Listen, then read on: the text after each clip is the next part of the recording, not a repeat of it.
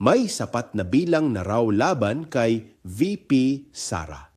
Kapag may numbers, may kapangyarihan, pero para kanino? Ayon sa mga source sa loob ng Kamara, posibleng umabot o tumapat sa 215 na pirma ang susuporta sa impeachment laban kay Vice President Sara Duterte.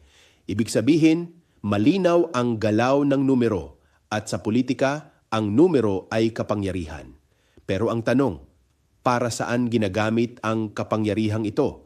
Kung ang dami ng pirma ay bunga ng paninindigan sa pananagutan, ito ay hakbang tungo sa katarungan. Ngunit kung ito ay produkto ng impluensya, pressure o pakikipag-alyansa, nagiging usapin kung sino ang tunay na kumukontrol sa proseso.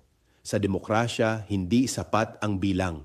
Kailangang may batayan. Dahil ang kapangyarihang walang malinaw na layunin ay madaling magamit, hindi para sa bayan, kundi para sa iilan. Ako si Bishop Tonyo, obispong migrante sa Europa, at ito ang Damdaming Makabayan. Hanggang sa muli.